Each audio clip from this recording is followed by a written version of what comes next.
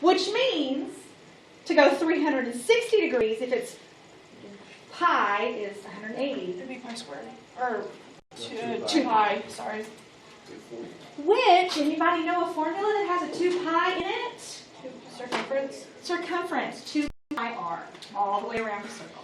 2 pi times 2 radius. I said it before Brian did. I'm a genius. It's all starting to make sense, right? Everything you know is starting to go together. I'm just tired. Here, he knows all. Okay, a couple of things about radians. While you could write the word radians or RAD for short, technically radians have no unit of measure.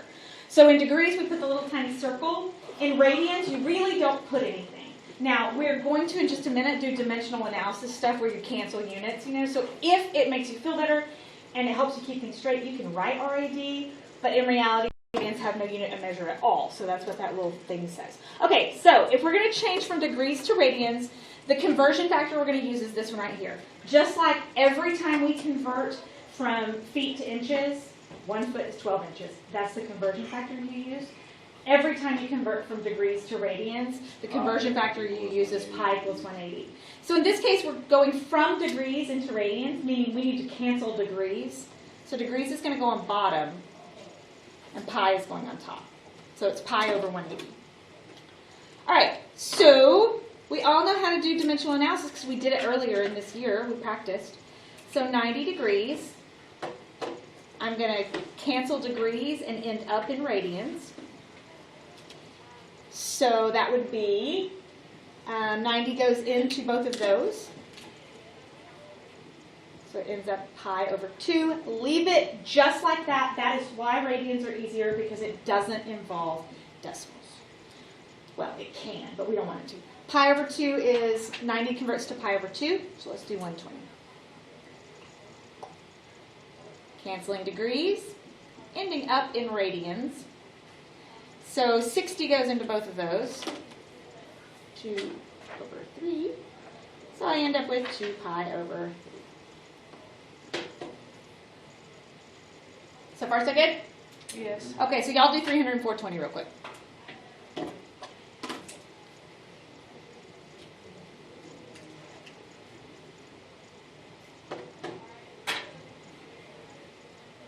Would you use 360? No, it's always pi 180, always.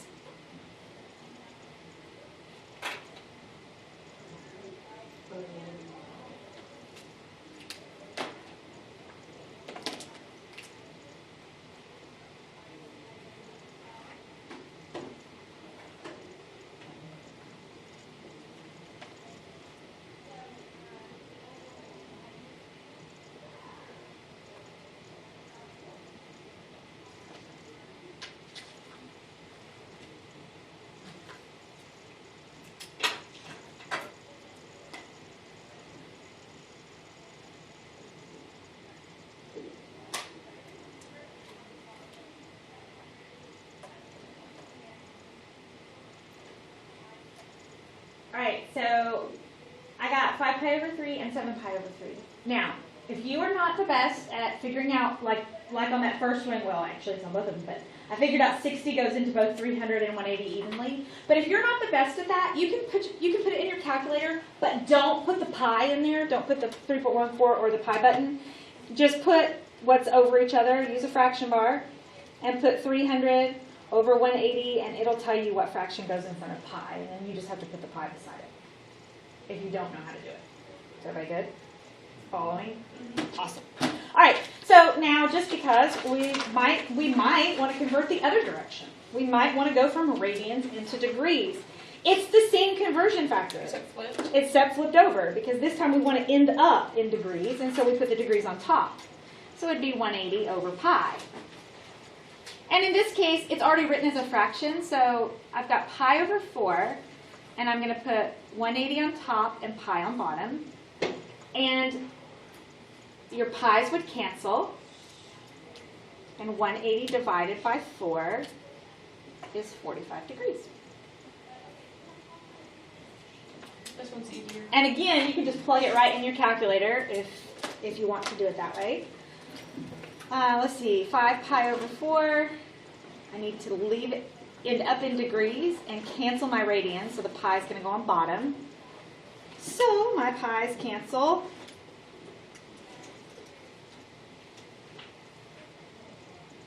And you can, if you wanted to plug that in your calculator, I could do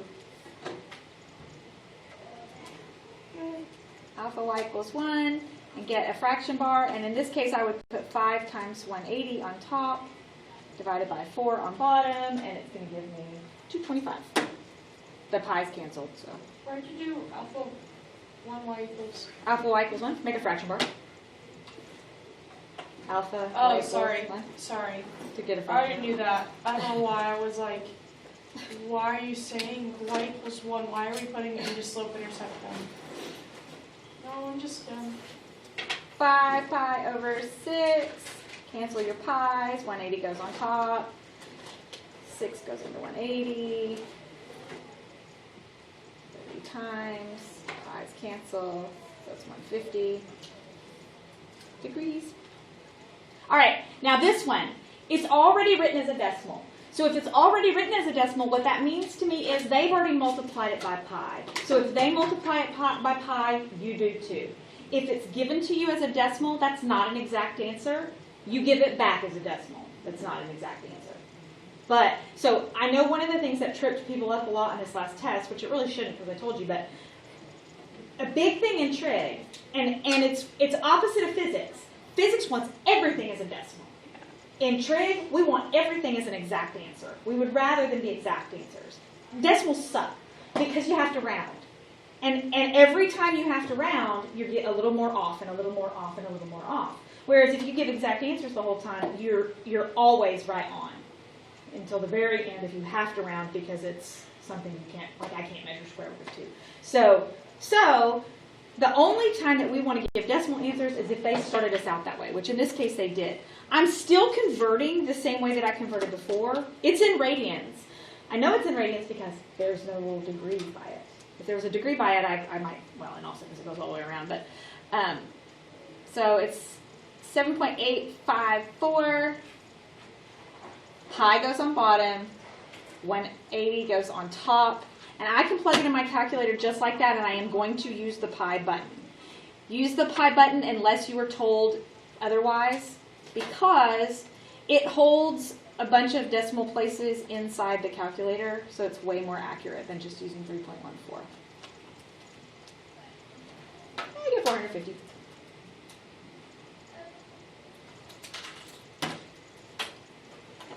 Everybody good so far? Yeah. All right, so on example 2, these are just some more that we are going to convert. These are degrees. We're converting 2 radians. But these are also both non-exact answers. So I'm going 2 radians, so pi's on top and degrees are on bottom because I need to cancel degrees. I can plug this in my calculator just like it's written.